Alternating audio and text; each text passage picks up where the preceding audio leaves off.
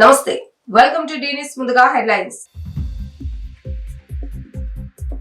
మద్యం ధరల పెంపుపై తప్పుడు ప్రచారం చేస్తున్నారన్న ఎక్సైజ్ శాఖ మంత్రి కొల్లు రవీంద్ర. తాము మద్యం పాలసీపై పారదర్శకంగా ముందుకు వెళ్తున్నామని వెల్లడి. ప్రజా సమస్యల పరిష్కారంపై ఆసక్తి లేదు కాబట్టి జగన్ అసెంబ్లీకి రావడం లేదని విమర్శించిన ప్రభుత్వ చీఫ్ విప్ జీవి ఆంజనేయులు. సభకు రాని జగన్ కు ప్రజలపై బాధ్యత లేదని మండిపాటు. ఈ ఆఫీసులో ఫైళ్ల క్లియరెన్స్ ప్రక్రియ వేగవంతం చేయాలన్న ముఖ్యమంత్రి నారా చంద్రబాబు నాయుడు. సచివాలయంలో జరిగిన మంత్రులు కార్యదర్శుల సదస్సులో భాగంగా వివిధ శాఖలతో సమీక్ష. మద్యం ధరల పెంపుపై తప్పుడు ప్రచారం చేస్తున్నారని ఎక్సైజ్ శాఖ మంత్రి కొల్లు రవీంద్ర మండిపడ్డారు. 2019 నుంచి 2024 వరకు ఈ మధ్య కాలంలో మద్యం విషయంలో వైఎస్ జగన్ ఏం చేశాడో అందరూ చూశారని ఆయన గుర్తు చేశారు. తాము మద్యం పాలసీపై పారదర్శకంగా ముందుకు వెళ్తున్నామని అన్నారు. మంగళవారం అమరావతిలో మంత్రి కొల్లు రవీంద్ర మాట్లాడుతూ గత ప్రభుత్వంలో ధరలు పెంచడానికి అనేక రకాల మద్యాన్ని తీసుకొచ్చారని చెప్పారు. గతంలో పనికిమాలిన చెత్త మద్యాన్ని విక్రయించారని ఆయన విమర్శించారు. తాము మాత్రం రిటైల్ మార్జిన్ 15% ఉండాలని భావించామన్నారు. తాము ప్రతి బాటిల్స్ పై 10 రూపాయలు మాత్రమే పెంచామని అన్నారు. గత మద్యం అక్రమాలపై విచారణ జరుగుతుందని, అవన్నీ బయటకు వస్తాయని భయపడుతున్నారని చెప్పారు. ఇక కల్లు గీత కులాలకు 10% మద్యం షాపులు కేటాయించామని వివరించారు. బీసీలకు అన్యాయం చేస్తున్నారని, ఇందులో భాగంగా కోర్టులో కేసులు వేసి అడ్డుకోవాలని చూశారని ఆయన పేర్కొన్నారు. తమ ప్రభుత్వం 150 కొత్త బ్రాండ్లు తెచ్చుకున్నామన్నారు. ఏ మద్యం కావాలో వారే ఇంటెంట్ పెట్టుకుంటున్నారని వివరించారు. గతంలో మద్యం సిండికేట్ చేసి విక్రయాలు జరిపింది వైఎస్ జగనేనని ఈ సందర్భంగా మంత్రి కొల్లు రవీంద్ర గుర్తు చేశారు. అందరికీ నమస్కారం. ఈరోజు జగన్మోహన్ రెడ్డి గారు ఆంధ్రప్రదేశ్ రాష్ట్ర మద్య విధానంపై ఈరోజు పిచ్చి ప్రలాపనలు మాట్లాడుతున్నారు. ఇవాళ మనం చూస్తే 2019-24 మధ్య కాలంలో ఈ రాష్ట్రంలో మద్య విధానాన్ని ఏ రకంగా భ్రష్టు పట్టించారో, ఏ రకంగా దోపిడీ చేశారో, ప్రజల మాన ప్రాణాలతో ఏ రకంగా చెలగాటమాడారో మొత్తం కూడా ఇవాళ తేటతెల్లమైంది. అందుకనే ఈరోజు రాష్ట్ర ప్రభుత్వం చాలా పారదర్శకంగా పాలసీ ప్రిపేర్ చేసి ఎక్కడా కూడా ఎవరు ఇన్వాల్వ్మెంట్ లేకుండా ట్రాన్స్పరెంట్గా పాలసీని తీసుకొచ్చాం. దానివల్లే దాదాపు 90,000 అప్లికేషన్స్ వచ్చినాయి. రాష్ట్రంలో ఉన్నటువంటి దాదాపు 3,400 షాపులకి దగ్గర దగ్గర 90,000 అప్లికేషన్తో 1,800 కోట్ల రూపాయలు ప్రభుత్వానికి ఆదాయం వచ్చింది. అదే కాకుండా చాలా ట్రాన్స్పరెంట్గా మేము ఎక్కడ కూడా ఎవరు ఇన్వాల్వ్మెంట్ లేకుండా జిల్లా కలెక్టర్ల సమక్షంలో, అందరు అధికారుల సమక్షంలో చాలా ట్రాన్స్పరెంట్గా కార్యక్రమాన్ని చేశాం. ప్రజా సమస్యల పరిష్కారంపై ఆసక్తి లేదు కాబట్టి జగన్ అసెంబ్లీకి రావటం లేదని ప్రభుత్వ చీఫ్ విప్ జీవి ఆంజనేయులు విమర్శించారు. శాసనసభ నియమావళి క్రమశిక్షణపై అవగాహన కల్పించేందుకు ఏర్పాటు చేసిన ఓరియంటేషన్ కు ఆయన రాననటం సిగ్గుచేటని విమర్శించారు. గతంలో జగన్ టీడీపీ నుంచి ఒకరిద్దరిని వైసీపీలోకి తీసుకుంటే ప్రతిపక్ష హోదా పోతుందనేది అనలేదా అని నిలదీశారు. ఆయనకు ప్రజలే బుద్ధి చెప్పారని, సభకు రాని జగన్ కు ప్రజలపై బాధ్యత లేదని మండిపడ్డారు. శాసనసభకు రాకుండా ప్రజల సొమ్మును జీతాలుగా ఎలా తీసుకుంటారంటూ ఆయన ప్రశ్నించారు. జగన్ వైసీపీ నేతలకు ఆత్మాభిమానం లేదని విమర్శించారు.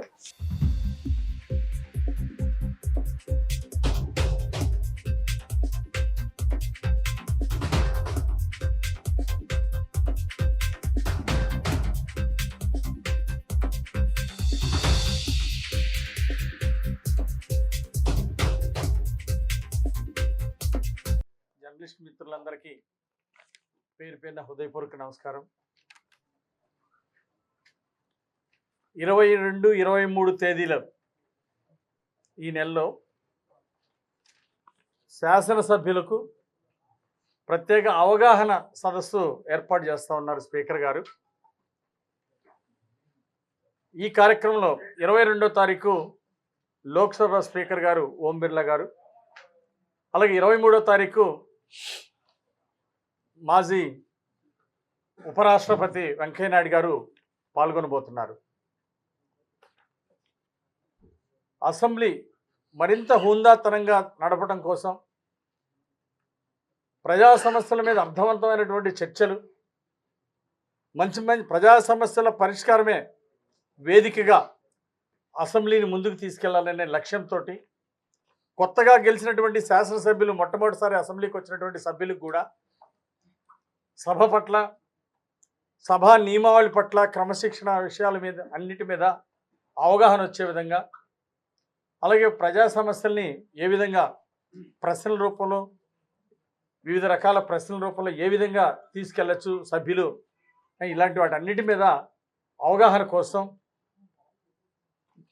నియమావళి తెలియజెప్పడం కోసం, నియమ నిబంధనలు తెలియజెప్పడం కోసం ఈరోజు ఈ ఎమ్మెల్యేలకి ఈ ఓరియంటేషన్ ప్రోగ్రాం ఏర్పాటు చేసినందుకు స్పీకర్ గారికి, ముఖ్యమంత్రి చంద్రబాబు నాయుడు గారికి ప్రత్యేక ధన్యవాదాలు తెలియజేస్తున్నాం. కొత్త సభ్యులందరూ కూడా చాలా ఉత్సాహంగా ఉన్నారు. శాసనసభ్యులందరూ కూడా ఈ ఓరియంటేషన్ ప్రోగ్రాం మాకు చాలా ఉపయోగపడుతుంది, తప్పనిసరిగా వస్తామంటున్నారు. ఈ ఆఫీసుల్లో ఫైల్ క్లియరెన్స్ ప్రక్రియ వేగవంతం చేయాలని ముఖ్యమంత్రి నారా చంద్రబాబు నాయుడు అధికారులను ఆదేశించారు. సచివాలయంలో జరిగిన మంత్రులు, కార్యదర్శుల సదస్సులో భాగంగా వివిధ శాఖలో ఈ ఆఫీస్ ఫైళ్ల క్లియరెన్స్ జరుగుతున్న క్రమం గురించి RTGS CEO K Dinesh Kumar presentation ఇచ్చారు. ఈ సందర్భంగా సీఎం మాట్లాడుతూ ప్రభుత్వ కార్యాలయాల్లో ఈ ఆఫీసులో ఫైళ్లు క్లియరెన్స్ లో వేగం పెరగాలన్నారు. ఫైళ్లు ఎక్కడ క్లియర్ కాకుండా ఆగిపోతున్నాయనే దానిపైన కార్యదర్శులు, శాఖల విభాగాధిపతులు సమీక్ష చేసుకుని ఆలస్యానికి గల కారణాలు తెలుసుకుని వాటిని తొలగించి ఫైళ్లు త్వరితగతిన పరిష్కారం చేయాలని సూచించారు. ఫైళ్లలో ఆర్థిక, ఆర్థికేతర అనే 2 రకాల ఫైళ్లుంటాయని, ఆర్థికేతర ఫైళ్ల పరిష్కారంలో ఫైళ్లు ఎట్టి పరిస్థితుల్లోనూ పెండింగ్లో ఉండకూడదన్నారు. ఆర్థిక పరమైన ఫైళ్లు అయితే ఆయా శాఖల్లోని బడ్జెట్ తదితర అంశాలను సమీక్షించుకొని ఫైళ్లను త్వరితగతిన సమీక్షించాలన్నారు. కొన్ని శాఖల్లో కొంతమంది అధికారులు తమ వద్ద ఫైళ్లు 6 నెలలు, సంవత్సరం వరకు ఉంచుకుంటున్నారని ఇది సరైన పద్ధతి కాదన్నారు. కొన్ని ప్రభుత్వ శాఖల్లో సగటు 3 రోజుల్లోనే ఫైళ్లు క్లియరెన్స్ అవుతున్నాయని ఆర్టీజీఎస్ సిఇఓ తెలిపారు. మరికొన్ని శాఖల్లో ఫైళ్లు ఆలస్యమవుతున్నాయని చెప్పారు.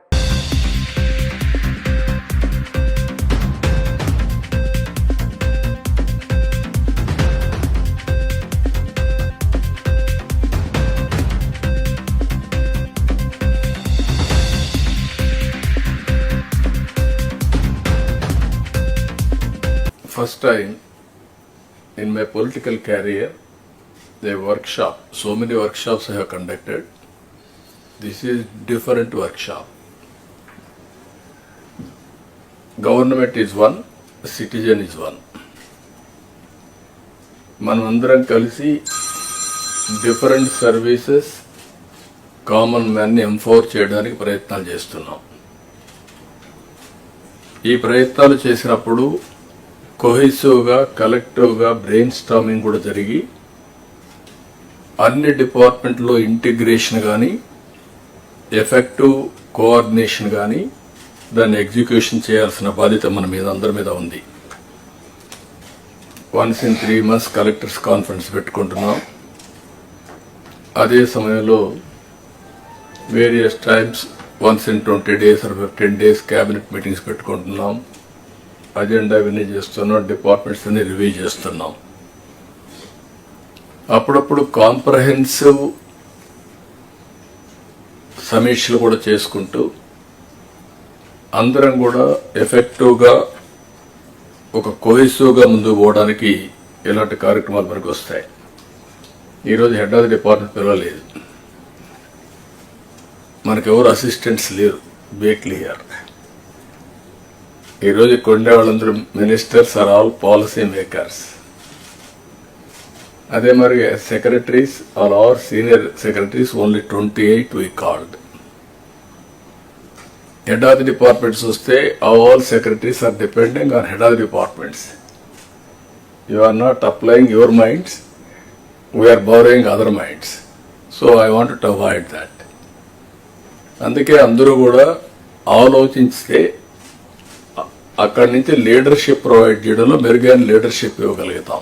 బుడదల మేరీ మాత సన్నిధిలో 100 సంవత్సరాల తర్వాత నిర్వహిస్తున్న చర్చి పనులను పూర్తి చేసేందుకు ప్రభుత్వం సిద్ధంగా ఉందని తూర్పు నియోజకవర్గ ఎమ్మెల్యే రామ్మోహన్ రావు అన్నారు. గుణదల మేరీమాత ఉత్సవాల సందర్భంగా కార్యక్రమ నిర్వాహకులు ఆహ్వానం మేరకు ఎమ్మెల్యే రామ్మోహన్ రావు మేరీమాత సన్నిధికి వచ్చారు. ఎమ్మెల్యే రామ్మోహన్ రావు మేరీమాత సన్నిధిలో ప్రత్యేక ప్రార్థనలు నిర్వహించుకున్నారు. ఈ సందర్భంగా ఆయన మాట్లాడుతూ 100 సంవత్సరాలుగా మేరీమాత ఉత్సవాలను విజయవంతంగా నిర్వహిస్తున్న నిర్వాహకులను ఆయన అభినందించారు. 101వ సంవత్సరం తర్వాత అత్యంత భక్తి శ్రద్ధలతో నిర్మిస్తున్న నూతన ఆలయ నిర్మాణ విషయంలో అన్ని విధాలుగా సహకరించడానికి సీఎం చంద్రబాబు నాయుడు సిద్ధంగా ఉన్నారన్నారు.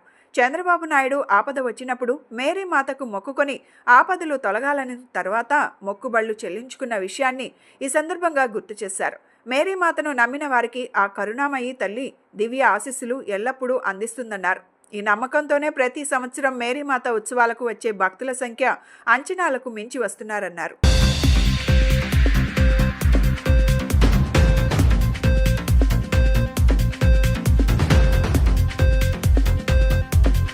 సందర్భంగా 101వ సందర్భంగా భక్తులందరికీ ఈ చుట్టుపక్కల ప్రాంతంలో ఉన్న అందరూ కూడా శుభాకాంక్షలు తెలియజేస్తూ 100 సంవత్సరాల నుంచి ఈ మాత విజయవాడ నగరంలో కాపాడేదానికి అటు కనకదుర్గమ్మ గుడి ఇందాక చెప్పారు స్వామి.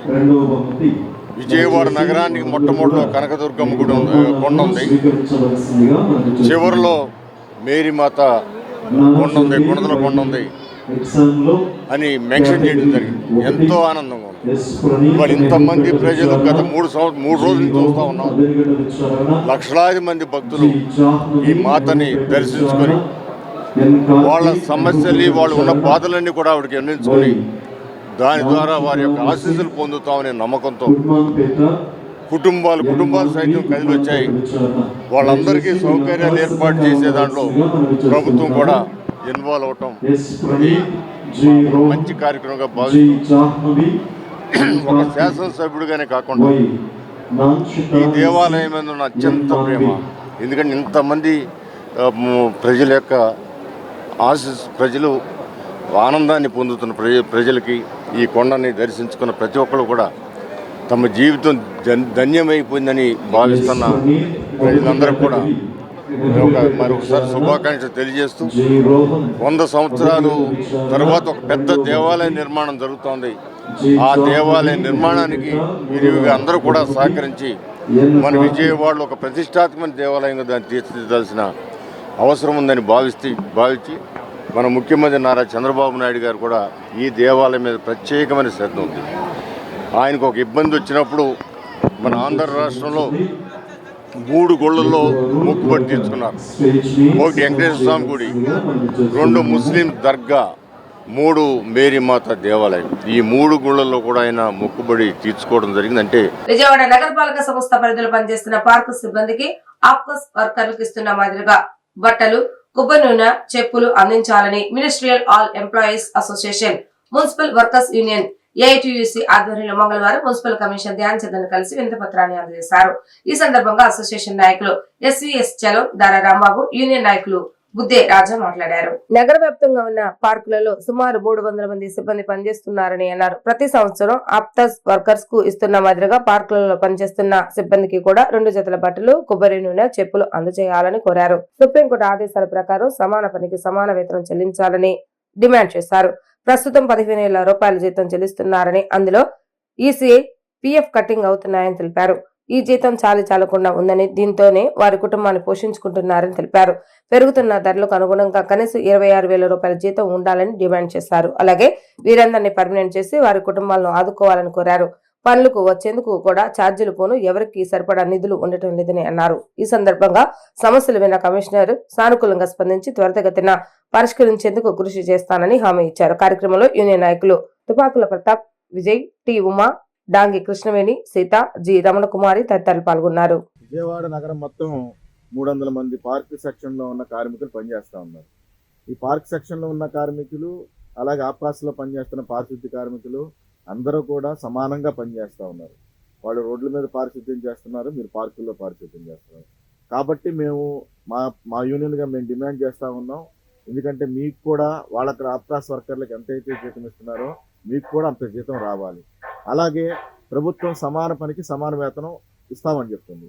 ఆ ప్రకారంగా కూడా మీరు చేసే సమాన పనికి సమాన వేతనం అందాలని చెప్పేసి మేము డిమాండ్ చేశాము. పలుమార్లు కమిషనర్ గారి దృష్టికి తీసుకెళ్ళాము. అలాగే ఇప్పుడు మరి ఆప్కాస్ వర్కర్లకి బట్టలు, కొబ్బరి నూనె, చీరలు ఇవన్నీ ఎలాగైతే ఇచ్చారో అలాగే మీకు కూడా బట్టలు, కొబ్బరి నూనె, మిగతా అన్ని కూడా రావాల్సినవి అన్ని కూడా ఇచ్చే విధంగా కమిషనర్ గారికి గతంలో కూడా అడగటం జరిగింది. ఈ రోజు కూడా మీ అందరి సమక్షంలో మేము అడగటం జరిగింది.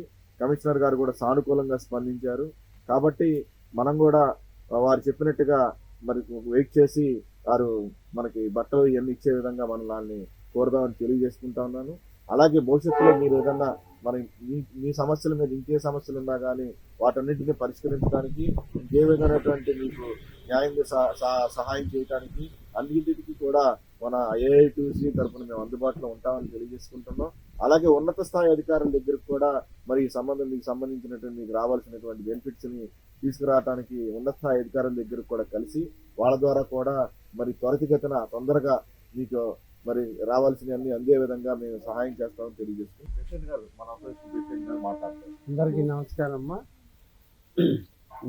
ఇప్పుడు పార్క్ సెక్షన్లో ఎంత కష్టం ఉంటుందో నాకు తెలుసు. ఎందుకంటే హెల్తే కష్టం అనుకుంటున్నారు. హెల్త్ కష్టం అంటే ఏంటంటే ఆ తడి చెత్త ఇది ఎత్తటం రోడ్లో పెట్టడం దానికంటే ఎక్కువగానే భారం ఉంటుంది మీకు. ఎందుకంటే ఇప్పుడు మినిస్టర్ గారు వస్తారు, ఒక ఫంక్షన్ ఉంటుంది, పెద్ద పెద్ద కుండీలు మోయాలి, లేడీస్ గారు జెంట్స్ గారు అన్నీ మోసుకెళ్ళి తీసుకెళ్ళాలి. అట్లాగే మరి ఒక పార్క్ వేయాలి, పార్కులో ఎంతవరకు ఉంటుందో మాకు తెలుసు. అంటే ఎలా ఉంటుందంటే అధికారుల దృష్టిలో వీళ్ళు పైన పార్కు మట్టి అంటది కదా అన్న ఉద్దేశం ఉంది, కానీ వీళ్ళ కష్టాన్ని గమనించట్లే. దాన్ని కూడా మేము కమిషనర్ గారు గమనించాడు. ఇది గమనించి ఆయన కూడా ఒక సొల్యూషన్ ఇచ్చాడు, గవర్నమెంట్ నుంచి కూడా చేద్దామన్నది. ఆయన కూడా రాస్తానండి, మీరు వెళ్ళి అక్కడ తయారు చేయండి. అక్కడ మన చీఫ్ సెక్రటరీ గారికి ట్రాన్స్ఫర్ అయ్యాడు, వేరే ఆయన చేశారు, ఆయనతో కూడా మేము మాట్లాడతాం. ఈ రోజు వెళ్దామంటున్నారు చలండి, వెళ్ళి అది కూడా మాట్లాడి మ్యాక్సిమం మీకు శాలరీస్ పెంచాలి. సబ్బులు అయ్యంత కంటిన్యూ ఎప్పుడైనా ఇవ్వాల్సిందే. సబ్బులు లేకపోయినా డ్రెస్సులు ఇవ్వాలి, బట్టలు ఇవ్వాలి, చీరలు, అట్లాగే చెప్పులు అవి కూడా వచ్చేలాగా చేద్దాము. తప్పనిసరి గుంటూరులో కూడా కమిషనర్తో మేము డిస్కస్ చేస్తాము అసలు ఏంటని, అక్కడ ఇస్తున్నారు లేదన్నది. అట్లాగా కమిషనర్ గారు మనం కౌన్సిల్లో కూడా తీర్మానం పెట్టిస్తాం. మన కార్పొరేటర్లు ఉన్నారు, ఫ్లోర్ లీడర్స్ ఉన్నారు, వాళ్ళతో పెట్టించి మీ అందరికి కూడా మ్యాక్సిమం తగినంత తొందరలో న్యాయం చేయాలని ఆలోచిస్తూ మరొకసారి నేను చీఫ్ సెక్రటరీ గారితో మాట్లాడి పీయూష్ కుమార్ గారితో వాళ్ళతో కూడా మాట్లాడి అన్ని వచ్చేలాగా చేస్తామని తెలియపరుచుకుంటూ ఈ విషయంలో మీరందరూ కూడా మన అసోసియేషన్ వాళ్ళు మీకు దగ్గరలో ఉంది. గణనాథులు భక్తులను సంగీతంతో అలరిస్తున్నారు. గణనాథులు సంగీతం వాయించడం ఏంటి అని అనుకుంటున్నారా? పెనుగంచి పురువులు పెద్ద తిరునాళ్ళలో భాగంగా అమ్మవారి ఆలయం ఎదుట వినాయకులు డోలు సన్నాయి వేణులు మోగిస్తున్నట్లుగా అధికారులు ఏర్పాట్లు చేశారు. దీంతో గణనాథుల వద్ద భక్తులు ఫోటోలు దిగుతూ సందడి చేస్తున్నారు.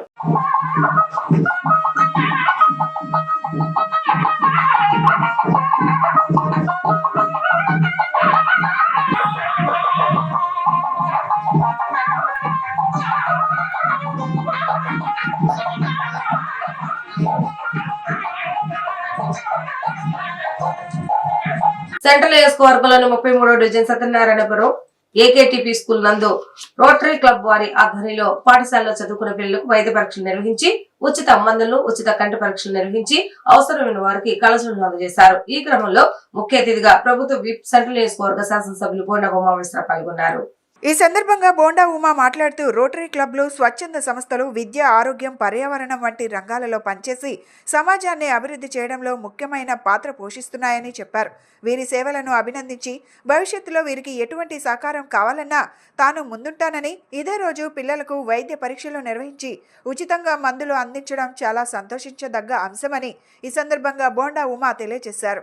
ఈ కార్యక్రమంలో రోటరీ క్లబ్ అధ్యక్షుడు పవన్ కృష్ణ, నరేష్ కుమార్, సంపత్ పూజిత్, గార్లపాటి విజయ్ కుమార్, నాలం కోటేశ్వరరావు, పొట్లూరి కృష్ణప్రసాద్, చలం నాగయ్య, కాశీనాథ్, సుధాకర్ తదితరులు పాల్గొన్నారు.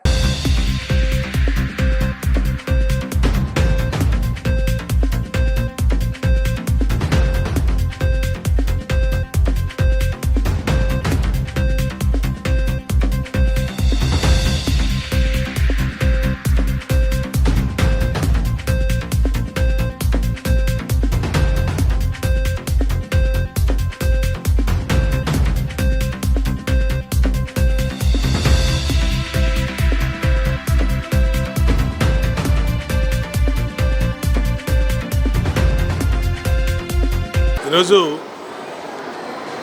రోటరీ క్లబ్ ఆఫ్ విజయవాడ మిట్టోన ఏకేటీపీ స్కూల్లో మరి ఫ్రీ మెడికల్ క్యాంప్ని నిర్వహించడం జరిగింది. స్కూల్ పిల్లలందరికీ కూడా ఉచితంగా అటు జనరల్ మెడిసిను, ఇటు ఆప్థమాలజీ, ఐ టెస్టులు, అలాగే అనేక రకమైనటువంటి టెస్టుల్ని పిల్లలకి ఉచితంగా చేసి మెడిసిన్స్ను కూడా ఉచితంగా వాళ్ళకి అందజేయడం జరిగింది. కార్పొరేట్ హాస్పిటల్స్, అలాగే సోషల్ క్లబ్స్, ఏవైతే వాసవి క్లబ్లు ఇలాంటివి ఉన్నాయో, రోటరీ, అలాగే లయన్స్ క్లబ్లు, ఈ స్కూళ్ళ వరకు వచ్చి అన్ని రకాలుగా కూడా తమ సేవలు అందించాల్సినటువంటి అవసరం ఉంది. ఈరోజు ఇక్కడ సత్యనారాయణపురంలో ఈ కార్యక్రమం నిర్వహించినటువంటి అందరినీ అభినందిస్తూ ఉన్నా.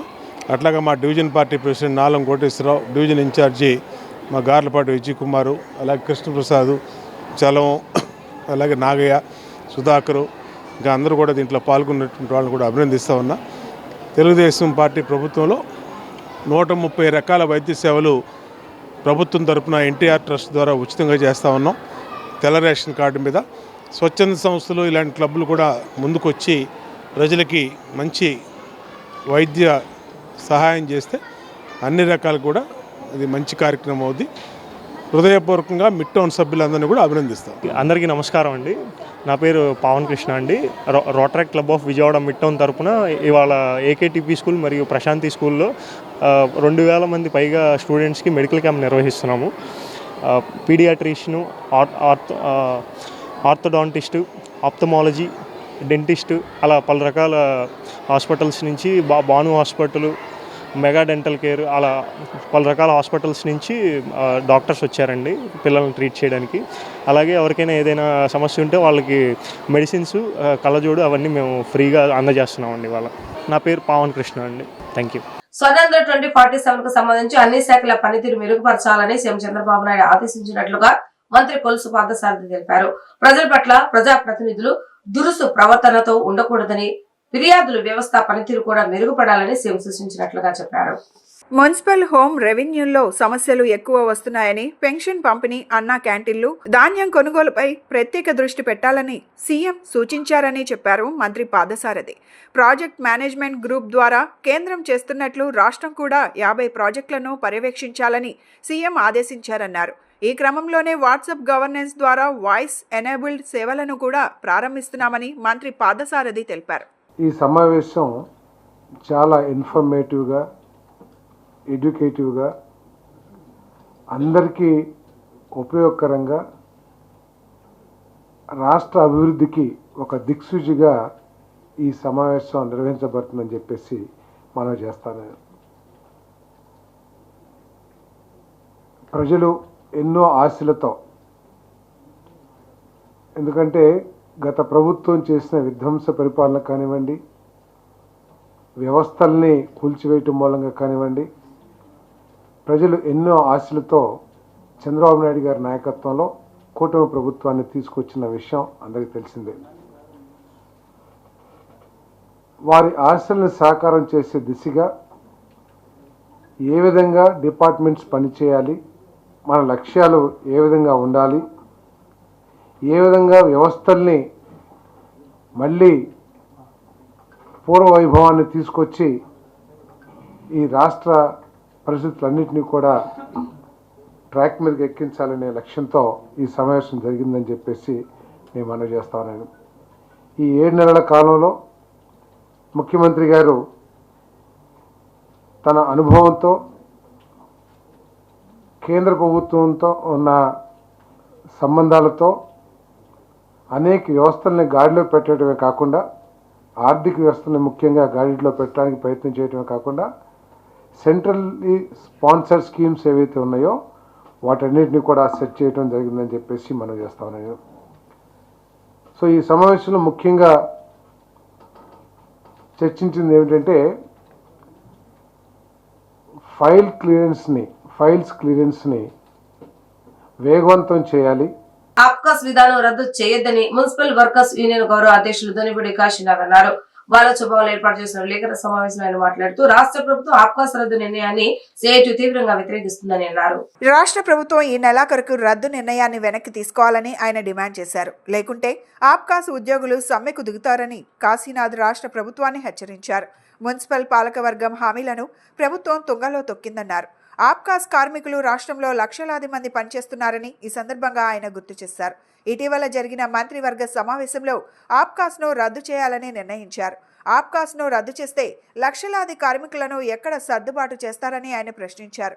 గత ఎన్నికల ప్రచారంలో ముఖ్యమంత్రి చంద్రబాబు ఆప్కాస్ కార్మికుల సమస్యలను పరిష్కరిస్తామని హామీ ఇచ్చిన సందర్భాన్ని ఇప్పుడు గుర్తు చేశారు.